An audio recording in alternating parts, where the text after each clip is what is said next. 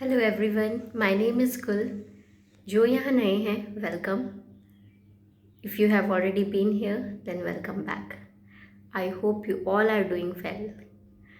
जैसा कि मैंने पहले भी कहा था कि मैं बहुत ही जल्द अपनी ट्विन प्रेगनेंसी स्टोरी जो है वो आप सबके साथ में शेयर करने वाली हूँ। तो आज का जो ये मैंने वीडियो बनाया है ये अपनी ट्विन जर्नी के ऊपर, ट्विन प्रेगनेंसी जर्नी के ऊपर जो है बनाया है। एंड मेरे जो भी एक्सपीरियंसेस रहे हैं, जो सिम्टम्स रहे हैं ड्यूरिंग द ट्विन प्रेगनेंसी, वो सारी चीज़ें जो है मैं आपके साथ इस वीडियो में शेयर करने वाली हूँ। मेरा ये रिक्वेस्ट रहेगा जो लेडीज़ यहाँ पर ये वीडियो देख रही हैं, जो कि ट्विंस के साथ जिन्होंने कंसीव किया है या ऑलरेडी इस जर्नी में हैं, वो लेडीज़ ये वीडियो जो है पूरा देखें।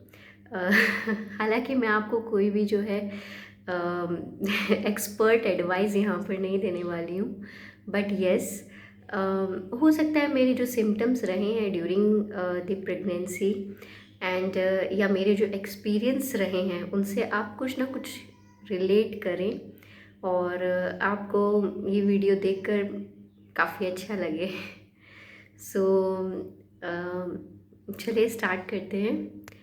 तो ट्विन प्रेगनेंसी जो है उसको जनरली हाई रिस्क प्रेगनेंसी कहा जाता है। रीज़न यही है कि इसमें जो है नॉर्मल प्रेगनेंसी से जो है अलग सिम्टम्स जो हैं आपको आप डबल सिम्टम्स बोल सकते हैं कि डबल सिम्टम्स आपको आते हैं।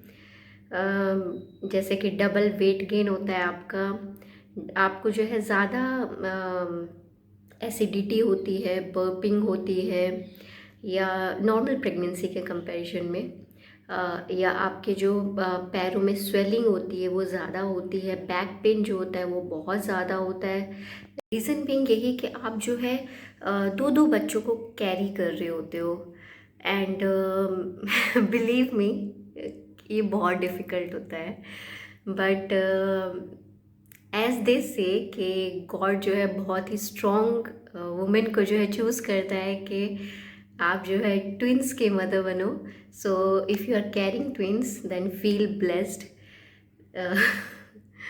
ओके, सो मेरा जो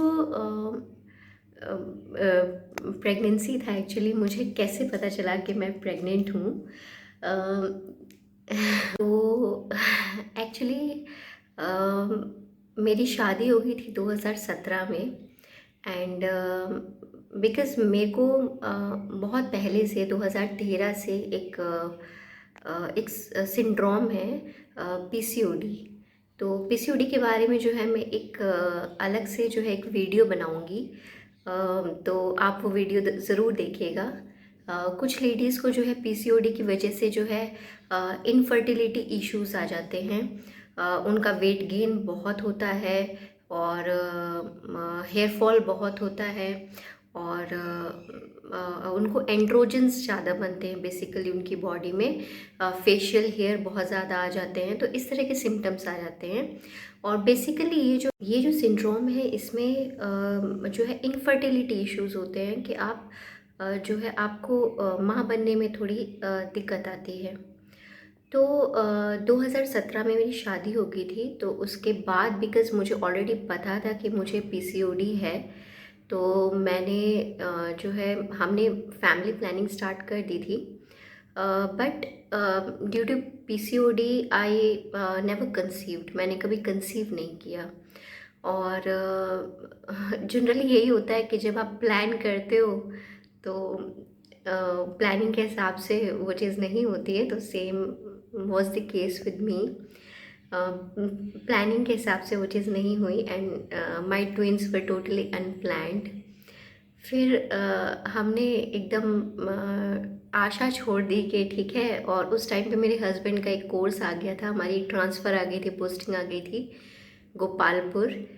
गोपालपुर एक छोटा सा रिमोट एरिया है, विलेज टाइप एरिया है उड़ीसा में। अभी शादी के बाद जहाँ मैं पहली बार गई थी वो जोधपुर था। तो मेरे हस्बैंड जो है वो गवर्नमेंट एम्प्लॉय है, तो जोधपुर से जो है हमें उड़ीसा जाना था और वहाँ उनका 1 साल का एक कोर्स था जो कि बहुत इम्पोर्टेंट था। तो हम दोनों ने डिसाइड किया कि अब जो है हम ब्रेक लेंगे and we will plan it like after 2 years और समथिंग। बट जो भगवान को मंजूर होता है वो तो होता है।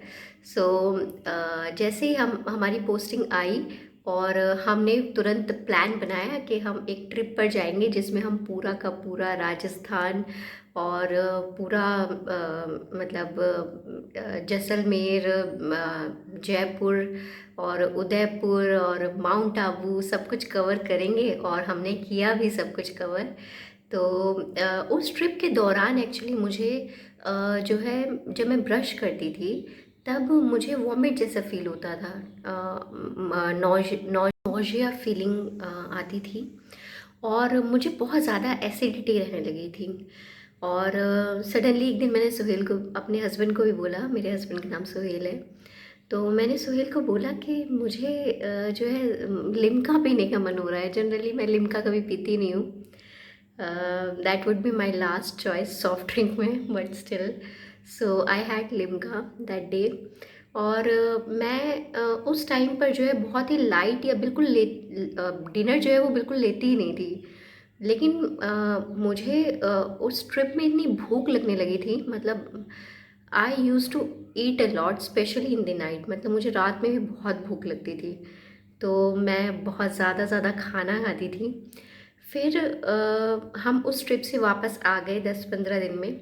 आने के बाद में जो है उस रात जिस रात हम पहुँचे उस रात मुझे मतलब इतना खट्टा खाने का मन हुआ, इतना ज़्यादा नींबू देख के, नींबू का पानी या नींबू चाटने का मन हुआ कि आप बिलीव नहीं करोगे कि मैंने कम से कम 3 या 4 नींबू जो है एक साथ चाट लिए। I literally had it, I had lemon water also. और आई आस्क्ड माई हस्बैंड कि जैसा अभी हो रहा है ये चीज़ मुझे पहले कभी नहीं हुई। हालांकि पीसीओडी में भी जो है कई बार ऐसा होता था कि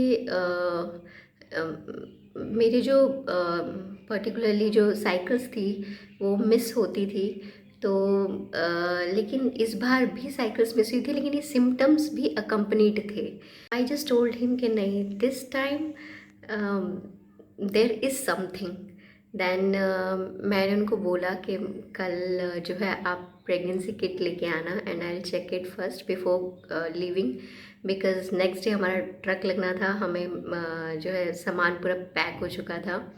सो हम सुबह उठे, सुबह उठने के बाद में I got that pregnancy kit and I checked it. और चेक करने के बाद में आई केम टू नो कि नहीं, it is a good news. And मैंने सुहेल को बताया, he was very happy, he was literally happy. Then हम दोनों डॉक्टर के पास गए। डॉक्टर ने जो है चेक किया, एंड चेक करते ही तुरंत ही मतलब शी डिड अल्ट्रासाउंड, एंड जैसे ही उसने अल्ट्रासाउंड किया एकदम से शी सेड, अरे ट्विंस। तो मेरे जो हस्बैंड है he is like, he is very fond of children, मतलब उनको बच्चे बहुत ज़्यादा पसंद है, और खुद के ट्विंस होना तो मतलब उनके लिए बहुत खुशी की बात थी। तो जैसे ही ट्विंस बोला उनके तो एकदम कान खड़े हो गए, and he was literally happy at that moment. And हालांकि मुझे समझ नहीं आया कि सब कुछ इतना जल्दी, और दो दो बच्चे, how will I handle them. पहले चीज़ जो मेरे दिमाग में ट्विंस सुनते ही आई वो यही आई कि ट्विंस तो ठीक है, लेकिन मैं 2 बच्चे कैसे संभालूंगी, मतलब आई डोंट नो। तो देन वी थॉट कि चलो मतलब ठीक है जैसा है, विल सी टू इट कैसे करेंगे। एंड फिर हमने नेक्स्ट 2 डेज़ में जो है अपनी ट्रेन ली एंड वी रीच्ड गोपालपुर। हम गोपालपुर गए। गोपालपुर में हमने अपना घर सेटअप किया सब कुछ, और वहाँ पे जो है मेरे हस्बैंड का जो कोर्स है वो स्टार्ट हुआ वहाँ पर। तो हस्बैंड को काफ़ी कम टाइम मिलता था। मेरी जो मदर थी वो भी हमारे साथ गई थी ड्यूरिंग दैट टाइम, बिकॉज़ मैं आपको बता दूं कि इनिशियल जो 3 महीने थे मेरे, वो बहुत ही मतलब क्या कहूँ, बहुत ही अनप्लीजेंट थे। They were not pleasant at all. क्योंकि मुझे बहुत ज़्यादा नॉज़िया फीलिंग होता था। मैं जैसे ही ब्रश करने जाती थी मुझे एकदम वॉमिट होने लगता था, लिटरली वॉमिट होता था। And I had acidity, burning sensation कुछ भी खाने से एकदम। And so I could not enjoy those 3 months of my pregnancy. तो वो टाइम थोड़ा मेरे लिए डिफ़िकल्ट था। लेकिन जैसे ही 4th मंथ मेरा स्टार्ट हुआ, 4th मंथ स्टार्ट होते होते, मतलब इनिशियल 3 मंथ्स में तो आपका बेली जो आपका पेट होता है वो भी इतना नहीं निकलता है, मतलब थोड़ा बहुत ही, मतलब ये आपको पता भी नहीं चलेगा इनिशियल 3 मंथ्स में, तो इतना चेंज नहीं आता है। बट 4th मंथ से जो है आपका बेली निकलना शुरू हो जाता है, आपका पेट दिखने लगता है, और आपके बच्चे के जो है वो बोन फॉर्मेशन भी स्टार्ट हो जाता है। तो डॉक्टर भी इनिशियल 3 मंथ्स में सिर्फ शायद आपको आयरन देते हैं, लेकिन 3rd मंथ के बाद में they also start giving you calcium with iron.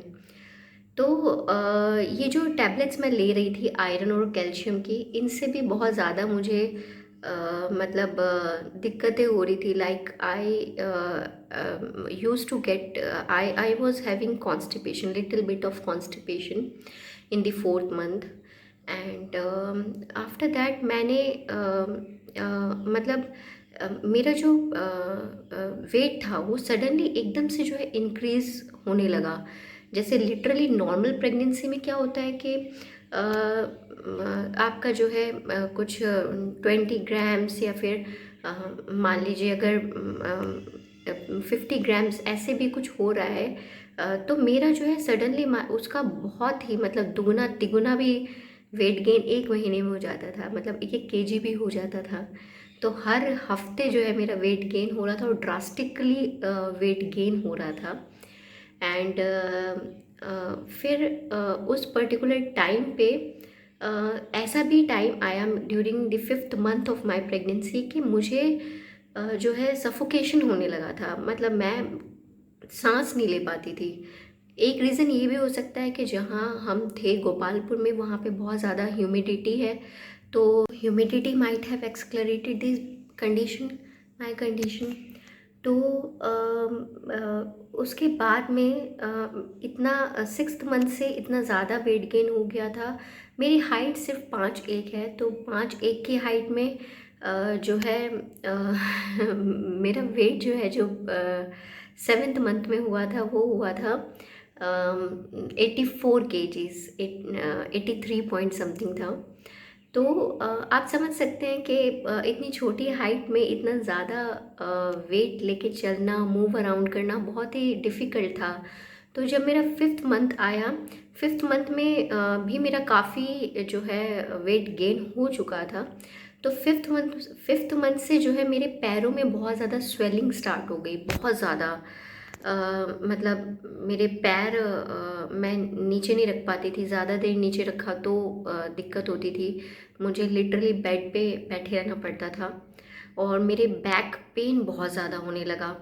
Back pain, मतलब मैं सो नहीं, पूरी रात रात मैं जगी रहती थी, मैं सो नहीं पाती थी, और लेफ़्ट भी नहीं सो पाती थी, राइट भी नहीं सो पाती थी। मोस्टली डॉक्टर्स जो हैं आपको रिकमेंड करते हैं कि आप जो है प्रेगनेंसी में लेफ़्ट साइड ज़्यादा सोइए। उस साइड सांस लेने में, बच्चे को सांस पहुंचने में थोड़ा अच्छा रहता है। बट मैं मतलब प्रेगनेंसी में सीधा जनरली डॉक्टर्स रिकमेंड नहीं करते हैं सोने के लिए। बट मुझे थोड़ा सा आराम सीधा सो के ही मिलता था। बट फिर भी मैं जो है लेफ़्ट में कोशिश करती थी कि मैं सोऊं। अपने बेली के अपने पेट के नीचे जो है मैं बहुत सारे पिल्लो लगा के, 1-2 पिल्लो अपने पैरों के बीच में रख के फिर सोती थी।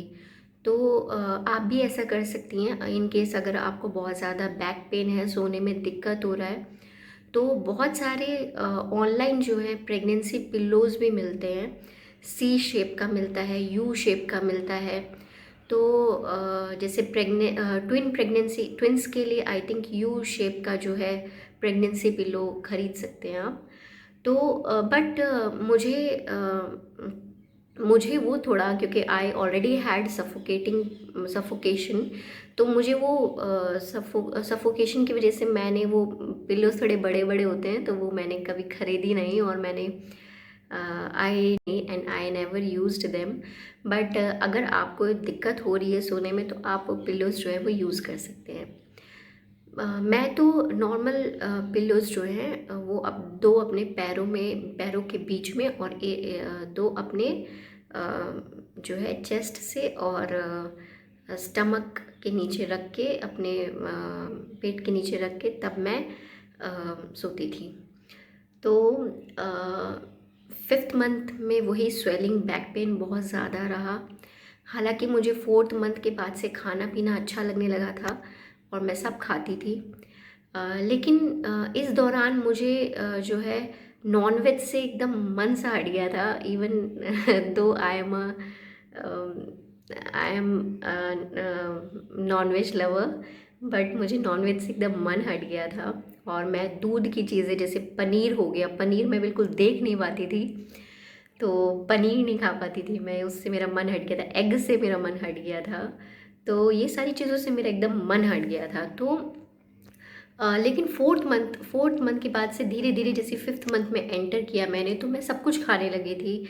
एंड वापस से मुझे सब कुछ अच्छा खाने के लिए मन करता था। और मुझे जो है जैसे कहते हैं कि प्रेगनेंसी में जो है एकदम से कुछ अलग अलग खाने का मन करता है, एंड वो मदर्स को ज़रूर खिलाना चाहिए। तो मुझे मेरी प्रेगनेंसी में सिर्फ जो है एक ही बार ऐसी क्रेविंग हुई कि मैं स्ट्रॉन्ग क्रेविंग जिसे आप बोल सकते हो, कि मुझे खाने का मन हुआ वड़ा पाव। तो मैंने हस्बैंड को बोला कि मुझे खाना है, और रात के उस समय 11-12 बज रहे थे, अभी खाना है। तो हस्बैंड ने ऑनलाइन भी चेक किया, हालांकि उस समय वो मिल नहीं पाया। एंड हम ऐसी जगह पर पोस्टेड थे उस समय पे कि इट वाज एक्चुअली डिफ़िकल्ट, कि वहाँ पर उड़ीसा में मतलब वड़ा पाव मिलना थोड़ा सा, जिस एरिया में हम थे पर्टिकुलरली उस एरिया में मिलना थोड़ा सा डिफ़िकल्ट था। फिर भी नेक्स्ट डे आसपास में एक जगह है बहरामपुर, वहाँ जाके हमने जो है, मेरे हस्बैंड मुझे लेके गए, वहाँ जाके मैंने नेक्स्ट डे वो वड़ा पाव खाया बहुत सारा। तो यही मेरी एक एक क्रेविंग थी आई थिंक। उसके अलावा मुझे पिज़्ज़ा खाने का बहुत मन किया था। पिज़्ज़ा हालांकि मना करते हैं कि प्रेगनेंसी मत खाइए, but still I had it once due to my cravings. और फिर जैसे ही मैंने 6th मंथ में एंटर किया, 6th मंथ में एंटर करने के बाद मुझे जो है बहुत ज़्यादा पेल्विक एरिया में जो है बहुत ज़्यादा आप कह सकते हैं दर्द होना शुरू हो गया बहुत ज़्यादा धीरे धीरे। तो उसका रीज़न जो है वो यही है कि जैसे बच्चों का वेट बढ़ना शुरू होता है, आपका भी वेट गेन हो रहा है, तो उस टाइम पे जो है वो धीरे धीरे बच्चे भी जो है अपना पोजीशंस लेना स्टार्ट करते हैं। तो उस पर्टिकुलर टाइम पे जो है धीरे धीरे मतलब बच्चे हल्का सा नीचे खिसकने की कोशिश करते हैं। तो वो पर्टिकुलर टाइम पे क्या होता है कि वहाँ पर ज़ोर पड़ता है काफ़ी, तो यू फील पेन। तो मुझे बहुत ज़्यादा वहाँ पे ना दर्द स्टार्ट हो गया था 6th मंथ से ही, बहुत ज़्यादा दर्द रहता था पेल्विक एरिया में। उस वजह से मैं और नहीं सो पाती थी फिर। तो आप मान लीजिए फुल प्रेगनेंसी मैं सोई नहीं हूँ, एंड आफ्टर प्रेगनेंसी भी मैं सोई नहीं हूँ। हालांकि अब टाइम मुझे, जब मेरे बच्चे अब 2 साल के होने वाले हैं, तब मुझे टाइम मिलने लगा है और रात को अब मैं सोने लगी हूँ। अदरवाइज़ ट्विंस के साथ में इट इज़ वेरी डिफ़िकल्ट कि आप नींद जो है प्रॉपर ले सकें। तो तो उस टाइम पे ये चीज़ हुई। फिर जैसे मेरा 6th मंथ एंड होने वाला था, 6th मंथ एंड होने वाला था, तभी जो है मुझे 26 नवंबर 2019 को मुझे जो है एक तो ड्रॉप ब्लीडिंग हुआ। And I checked it with my doctor, and my doctor said that ma'am एक दो ब्लीडिंग इज़ नॉर्मल, एक दो ड्रॉप्स इज़ नॉर्मल। एंड और ज़्यादा हो तो प्लीज़ लेट मी नो। तो आई ऑल्सो थॉट के फाइन। देन मैंने गूगल किया अबाउट दिस, एंड मेरी एक दो फ्रेंड्स हैं, एक गायनेकोलॉजिस्ट बेस्ट फ्रेंड भी है, so I asked her too, and थोड़े एडवाइस लिया, एंड उसके बाद फिर मुझे वो चीज़ हुई नहीं दोबारा। तो आई ऑल्सो थॉट कि चलो इट इज़ फाइन, अगर होता है नेक्स्ट तो देखते हैं। बट मैं आपसे ये जो भी लेडीज़ मुझे यहाँ देख रही हैं, मैं उनसे ये रिक्वेस्ट करना चाहूँगी कि इस टाइप का अगर आपको कोई सिम्टम होता है तो प्लीज़ उसको इग्नोर मत कीजिए। Maybe I ignored it, and आगे जाके वो थोड़ा मुझे भारी पड़ा, बट आप उस चीज़ को इग्नोर मत कीजिए। तो जैसे ही ये मुझे आया, मतलब ब्लड क्लॉट्स या ब्लड ड्रॉप्स जो आए एक दो, उसके एग्जैक्टली 10 डेज़ बाद, 10 दिन बाद मुझे जो है हैवी ब्लीडिंग स्टार्ट हो गई। इसमें मैंने एक चीज़ मैंने मिस आउट कर दी, वो ये कि मुझे ना बहुत ज़्यादा कॉन्स्टिपेशन की प्रॉब्लम हो गई थी ड्यूरिंग सिक्स्थ और फोर्थ से, मतलब थोड़ी सी स्टार्ट हो गई थी एंड बहुत ज़्यादा हो गई थी सिक्स सेवन्थ में। तो मैंने जो है आई यूज्ड इंडियन टॉयलेट। मैंने इंडियन टॉयलेट यूज़ किया, वेस्टर्न नहीं किया। हालांकि I read on Google, and काफ़ी ऐप्स जो मैंने डाउनलोड किए थे उस play store say about pregnancy वाले, तो उन सब में भी ये था कि जो है if you use Indian toilet then normal delivery is मतलब पॉसिबल, बहुत अच्छे से हो जाएगी, एंड मतलब Indian toilets are good. But मुझे ऐसा लगता है कि ट्विन प्रेगनेंसी जो है वो ऑलरेडी हाई रिस्क प्रेगनेंसी होती है, उसमें ऑलरेडी सब कुछ ज़्यादा ज़्यादा हो रहा होता है आपके साथ में। तो शायद वो एक मेरी भूल थी या मेरी एक गलती थी, जो कि मैं नहीं चाहूँगी जो यहाँ पे लेडीज़ मुझे देख रही हैं कि जिन्होंने ट्विंस को कंसीव किया हुआ है कि वो भी ये चीज़ करें। प्लीज़ आप जो है वेस्टर्न टॉयलेट यूज़ कीजिए। Western western is actually good twins के साथ में, बिकॉज़ आप ऑलरेडी इतने भारी हो जाते हैं उस टाइम पे, तो बेबीज़ के साथ में उतना वेट कैरी करना and using an Indian toilet is not a good idea. तो आई डिड दैट। तो उस दिन when I was in bathroom and I started bleeding heavily, I called my husband एकदम से, क्योंकि I was in shock, and my husband came running, and उस time पे फिर हस्बैंड ने हमने डॉक्टर को कॉल किया, हमने डॉक्टर को बताया। इमरजेंसी बेसिस पे जो है मैं हॉस्पिटलाइज्ड हुई। तो मैं बहुत ही ज़्यादा डर गई थी, एंड मतलब कुछ समझ नहीं आ रहा था। डॉक्टर ने भी बोला कि इमीडिएट बेसिस पे जो है इनका ऑपरेशन होना है, या फिर इनके, क्योंकि इनके कॉन्ट्रैक्शंस जो हैं वो कभी भी स्टार्ट हो सकते हैं, एंड हमको जो है कुछ आइडिया ही नहीं था एक्चुअली क्या हो रहा है क्या नहीं हो रहा है। एंड हमारा बैड लक ये था कि उस दिन जो है संडे था, एंड और वहाँ पर जो जिस पर्टिकुलर हॉस्पिटल में हम थे वहाँ पर जो है एनआईसीयू अवेलेबल नहीं था। एनआईसीयू एक फैसिलिटी होती है जिसमें ट्विंस या कोई भी प्री मैच्योर बच्चा, जो भी बच्चे पर्टिकुलर 9 महीने से पहले अगर जन्म ले लेते हैं, तो वो बच्चे जो हैं उनको रखा जाता है, उनको उसमें ऑक्सीजन और जो है अगर इनकेस बच्चे को जॉन्डिस हो जाता है तो जॉन्डिस की जो है ट्रीटमेंट मिलती है, और उनको ऑक्सीजन सप्लाई, मतलब उनको उनकी, क्योंकि अगर बच्चे समय से पहले पैदा हो गए हैं, प्री मैच्योर हैं, तो तब तक हो सकता है बच्चे को सांस लेना नहीं बच्चे ने सीखा हो माँ के पेट के अंदर। जैसे मेरे बच्चे जो हैं वो 29th वीक ऑफ प्रेगनेंसी में हो गए थे, तो उनको जो है उस समय पे सांस लेना, मतलब उनके लंग्स के थ्रू सांस लेना नहीं आता था। तो ऐसे सिचुएशंस में जब बच्चे जो हैं अभी प्री मैच्योर हैं, बाहर आने के लिए रेडी नहीं हैं, तो आपको एनआईसीयू की जो है ज़रूरत होती है। तो जिस पर्टिकुलर हॉस्पिटल में हम थे उस पर्टिकुलर हॉस्पिटल में एनआईसीयू अवेलेबल नहीं था। तो हमको उस हॉस्पिटल से किसी और हॉस्पिटल में जो है रेफ़र किया गया, जहाँ पे जो है वो भी एक गवर्नमेंट हॉस्पिटल था बहरामपुर में। तो हम जो है बहरामपुर में उस पर्टिकुलर हॉस्पिटल में जो है हम वहाँ पर गए, और वहाँ पर हम गए तो वहाँ पर डॉक्टर्स ने चेक किया। चेक करने के बाद दे ऑल्सो सेड कि उन्होंने मतलब खुला बोल दिया मेरे हस्बैंड को और मुझको कि मैम क्या नाम है, आप लोग अभी जो है मतलब और ट्राई कर सकते हैं बेबीज़ के लिए, अभी आपकी एज कम है, एंड हो सकता है कि अभी आपके जो ट्विन्स हैं, आपके जो बच्चे हैं, उनको हम नहीं बचा पाएंगे। और फिर सोहेल से अलग से, मेरे हस्बैंड से अलग से उन्होंने ये भी कहा कि ये भी हो सकता है कि हम मैम को भी ना बचा पाएँ। और मतलब तीनों की जान जो है वो खतरे में थी। और जो मेरा फर्स्ट बेबी था, वो फर्स्ट बेबी जो है वो मेरा जो फर्स्ट डिलीवर होना था, वो बेबी जो है ब्रीच पोजीशन में बैठा था। तो ब्रीच पोजीशन यानी जैसे अपने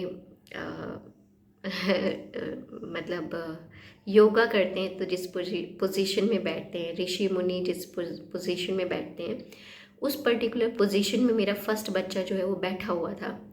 तो उस पर्टिकुलर पोजीशन में तो जो है जो नॉर्मल डिलीवरी होती है वो भी नहीं हो पाती है। मतलब सिजे ऑपरेशन ही करना पड़ता है उस केस में, आप नॉर्मल डिलीवर नहीं कर सकते हैं।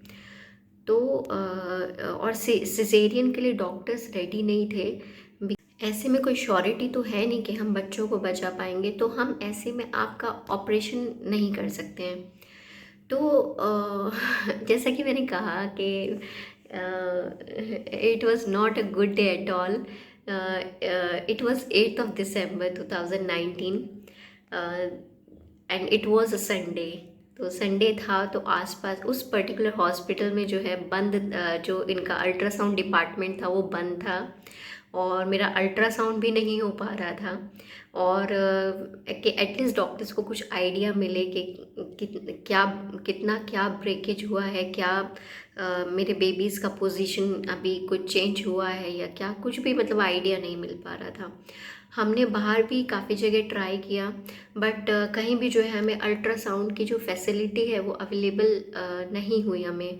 आस पास में भी कहीं भी कोई क्लिनिक में, कहीं हॉस्पिटल्स में अवेलेबल नहीं हुई, because it was a remote area, बहुत ही ज़्यादा रिमोट एरिया है वो। तो फिर फुल मैं उस हॉस्पिटल में वहाँ पर मैंने पूरी रात जो है वो बिताई। मुझे डॉक्टर्स ने कुछ ऐसी मेडिसिन्स दी जिससे मेरे कॉन्ट्रैक्शंस जो हैं वो और रुके। तो थोड़े मतलब जितना रुका सकते थे थोड़ा और रुके। वहाँ पर पूरी रात जो है मैं जो वहाँ पर और जो प्रेग्नेंट लेडीज़ थी जो डिलीवर कर रही थी उनकी आवाज़ें सुन रही थी, उस वार्ड में थी मैं। तो मुझे और एंड बिलीव मी बहुत स्केरी होता है, मतलब वो आवाज़ें सुनना। मैं खुद मन मन में सोच रही थी कि ऑलरेडी मेरा सिचुएशन ये है, एंड मतलब how will I be having this strength to deliver them like normal delivery, इस तरीके से। तो फिर जो है पूरी रात मेरे हस्बैंड, मेरी मम्मा मेरे साथ रहे, एंड वो दोनों भी बहुत परेशान थे। मैं पूरी रात रोती रही, कुछ समझ नहीं आ रहा था क्या करें क्या नहीं करें। अगले दिन जो है एक डॉक्टर थे जो हमारे लिए एकदम फरिश्ता बन के आए, डॉक्टर अभिषेक। डॉक्टर अभिषेक जो है उन्होंने मुझे सही गाइड किया। उस दिन नेक्स्ट डे जो है मंडे था, तो उनका डिपार्टमेंट जो है वो अल्ट्रासाउंड डिपार्टमेंट खुला। फिर उन्होंने खुलते इमरजेंसी बेसिस पे जो है मेरी अल्ट्रासाउंड की। तो उन्होंने मुझे समझाया कि अगर आप मूव करने का सोच रहे हो तो आप जो है मतलब किसी और हॉस्पिटल में, क्योंकि हमने, मेरे और मेरे हस्बैंड ने उनसे पहले ही बात की थी, एक दिन पहले भी बात की थी कि हम यहाँ से क्या मैं एम्बुलेंस में अपनी वाइफ को लेके जा सकता हूँ अपोलो हॉस्पिटल में जो कि भुवनेश्वर में है, और बहरामपुर से भुवनेश्वर जो है वो कम से कम 4 या 5 घंटे का रास्ता है। और प्रेगनेंसी के दौरान तो आप ज़्यादा तेज़ गाड़ी चला भी नहीं सकते हैं, तो 5 से 6 या 7 घंटे भी आप मान सकते हैं, धीरे धीरे चलाना था। तो उस पर्टिकुलर टाइम में जब हस्बैंड ने एक दिन पहले उनसे परमिशन ली थी और डॉक्टर्स से पूछा था, तो डॉक्टर्स ने क्लियरली मना कर दिया था कि ऐसे टाइम में हम परमिशन नहीं देंगे कि आप अपनी वाइफ को इस तरीके से लेके जाएं, क्योंकि पूरे रास्ते में कहीं भी मतलब जो बहरामपुर से जो भुवनेश्वर तक का रास्ता है, वो पूरे रास्ते में कहीं भी जो है ही नहीं। मतलब कोई भी हॉस्पिटल्स नहीं है, कोई भी क्लिनिक नहीं है, थोड़ा जंगल जैसा एरिया है। तो वही उनका डर था कि अगर बीच रास्ते में कॉन्ट्रैक्शंस शुरू हो जाते हैं मेरे, तो कैसे नॉर्मल डिलीवरी भी नहीं हो सकती है, क्योंकि बच्चा ब्रीच पोजीशन में बैठा हुआ है। तो उस केस में मेरी लाइफ जो है, मतलब बच्चों का तो था ही था अनसर्टेन, मेरी लाइफ जो मेरी भी थी, लेकिन वो और ज़्यादा अनसर्टेनिटी बढ़ रही थी। तो डॉक्टर्स मना कर रहे थे। तो जब अर्ली मॉर्निंग नेक्स्ट डे जब डॉक्टर अभिषेक ने अल्ट्रासाउंड किया, तो मैंने डॉक्टर अभिषेक से पर्सनल लेवल पे पूछा कि सर, क्या मैं अब मूव कर सकती हूँ? तो डॉक्टर अभिषेक ने मुझे और मेरे हस्बैंड को समझाया, बताया एज अ फरिश्ता, हॉस्पिटल की बातों से थोड़ा सा अलग जाकर, कि देखिए, अगर आप मूव करना चाहते हैं और आप चाहते हैं कि आपके बच्चे भी बच जाएं और NICU जो है अपोलो में अवेलेबल है, तो आप प्लीज़, यही सही टाइम है। आप जो है, मैं मैम को जो है एंटी कॉन्ट्रैक्शन पिल्स जो हैं, जो अभी तक दे रहे थे, वो हम देंगे, और बाकी भगवान भरोसे है। आप धीरे धीरे एम्बुलेंस में जो है मैम को लेके जाइए, और यही सही टाइम है। बस वो डॉक्टर अभिषेक का वो सेंटेंस था जिसने मुझे बहुत ज़्यादा हिम्मत दी। मेरे हस्बैंड ने मुझसे पूछा कि गुल, क्या तुम ये रिस्क लोगी? तुम बताओ, अगर तुम ये कर सकती हो? मतलब सब कुछ मेरे ऊपर था, मेरे डिसीजन के ऊपर था। और मैंने बहुत सोचा, और फिर मैंने सोचा कि यहाँ रहूँगी तो भी मेरी या मेरे बच्चों की लाइफ का कोई भरोसा तो है नहीं, बच्चों की तो है ही नहीं, और मेरे भी ज़्यादा कुछ है नहीं। और वहाँ चली गई तो हो सकता है हम तीनों ही बच जाएं। और बस मेरे मन ने कहा कि नहीं, मुझे करना है। मैंने अपने हस्बैंड से कहा, और मेरे हस्बैंड ने तुरंत ही जो है प्राइवेट एम्बुलेंस का जो है इंतज़ाम किया। हालांकि हॉस्पिटल जो है हमें छोड़ने के लिए तैयार नहीं था। हॉस्पिटल वालों ने, डॉक्टर्स ने हमें बहुत मना किया। डॉक्टर्स ने कहा कि प्लीज़ आप ये गलती मत कीजिए। और वहाँ का जो स्टाफ था वहाँ पे, उन्होंने अब लिखवा कर हमको, ऑफिशियली लिखवाया गया हमसे कि हम अपनी मर्ज़ी से जो है ये डिसीजन लेकर जा रहे हैं। अगर इन रास्ते में कोई भी दिक्कत हो जाती है, कोई भी दुर्घटना हो जाती है, तो उसके ज़िम्मेदार हम खुद होंगे। मेरे हस्बैंड ने उस चीज़ पर साइन किया, और बस हिम्मत लेकर मैंने जो है वो डिसीजन लिया, और हम भुवनेश्वर की ओर चल दिए। आप बिलीव नहीं करेंगे।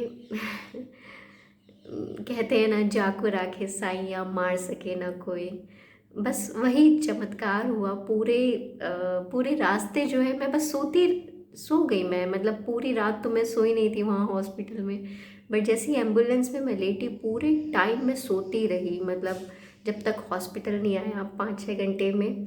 फिर जैसे ही हॉस्पिटल आया तभी मेरी आंखें खुली, और अपोलो हॉस्पिटल भुवनेश्वर में हम 9 दिसंबर को शाम को अराउंड 5 या 6 बजे जो है पहुँचे थे। वहाँ पहुँचते ही तुरंत डॉक्टर्स ने जो है इमीडिएट बेसिस पे जो है मेरा ऑपरेशन किया, क्योंकि मेरा जो प्लेसेंटा था वो बुरी तरह से ब्रेक हो चुका था, और मेरा जो बीपी था वो बहुत ज़्यादा हाई था। मेरा HB जो था वो बहुत ज़्यादा डाउन था, and it was a high risk operation.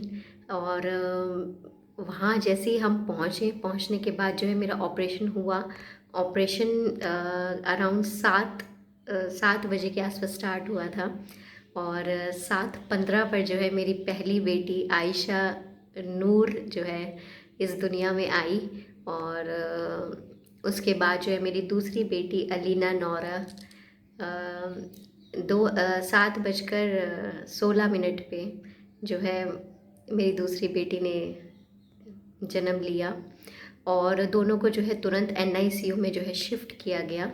दोनों का वेट केवल सिर्फ 1.2 केजी और 1.3 केजी था जब दोनों पैदा हुई थी। और मतलब बहुत ही छोटी सी थी दोनों। एक एक केजी के बच्चे कितने होते हैं, बहुत ही छोटी सी थी। तो इन दोनों को एनआईसीयू में रखा गया वहाँ पे। और आप बिलीव नहीं करेंगे कि मेरे बच्चे होने के बाद भी मैंने जो है 4 दिन तक जो है अपने बच्चों को नहीं देखा था। एंड जब चौथे दिन मैं अपने घर मतलब मुझे डिस्चार्ज मिल रहा था, उस टाइम पे जो है मैं एनआईसीयू गई अपने हस्बैंड के साथ व्हील चेयर पर। एंड तब मैंने अपने बच्चों को फर्स्ट टाइम, मैंने 4 दिन बाद अपने बच्चों को देखा। एंड बहुत ही मतलब छोटे छोटे बच्चे और इतनी सारी इंजेक्शन्स उनके हाथ में लगे हुए, और ऑक्सीजन लगा हुआ था। एंड मेरी जो पहली बेटी आयशा नूर है वो, उसको जो है जॉन्डिस भी हो गया था साथ में। जो है फिर जॉन्डिस के लिए भी उन्होंने वो जो लगाते हैं जॉन्डिस ठीक करने के लिए, वो सारी जो है लगाए हुए थे। फिर हम वहाँ से घर आ गए। डॉक्टर्स ने बताया कि कम से कम दोनों बेबीज़ को जो है 1 महीना जो है एनआईसीयू में रहना पड़ेगा। और जब तक कि 33 वीक्स के नहीं हो जाते, बिकॉज देवर 29th वीक में ये हुए थे। तो जब तक 33-34 वीक में नहीं चल जाते तब तक, तो उस दौरान जो है मैं जो है अपने घर पे, तो क्योंकि घर तो भुवनेश्वर में था, तो हम होटल में 1 महीना जो है मैं और मेरे हस्बैंड रहे थे। हमारी जो मम्मी आई हुई थी उनको हमने वापस गोपालपुर शिफ्ट कर दिया था।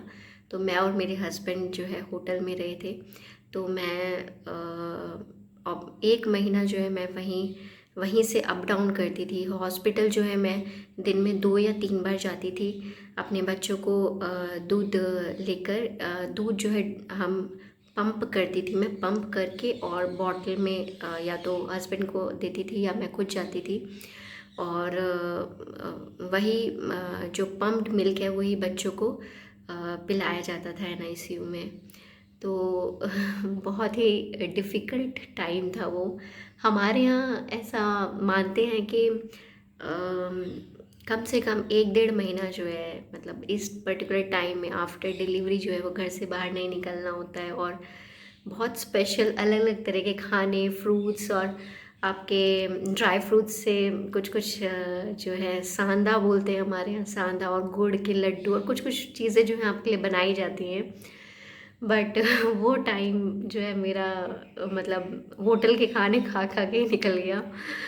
तो हालांकि मैं ये बताना चाहूँगी जो भी लेडीज़ यहाँ पर देख रही हैं कि जो पुराने कुछ रीति रिवाज होते हैं या फिर जो पुरानी जो चीज़ें बनाई गई हैं, उन चीज़ों को ज़रूर फॉलो कीजिए। क्योंकि मैंने कुछ चीज़ों को मैं नहीं फॉलो कर पाई, क्योंकि 1-1.5 महीना मैं घर से बाहर रही और होटल का मैं खाना खाना खाया, मैंने अप डाउन किया, हॉस्पिटल के चक्कर लगाए। ये सब एक्चुअली जब आपकी एज बढ़ती है तब आपको रियलाइज़ होता है, आपकी बॉडी में कमज़ोरी आने लगती है, तब आपको रियलाइज़ होता है कि नहीं, उस पर्टिकुलर टाइम पे जैसा मम्मी कहती थी, जैसा बड़े लोग कहते थे, वैसा कर लेना चाहिए। तो हालांकि मैं वो चीज़ नहीं कर पाई। तो 1 महीना मैंने ऐसे ही जो है अपने बच्चों को देखा है एनआईसीयू में, उनको ऐसे ही पंप कर करके मैंने जो है अपना दूध पिलाया।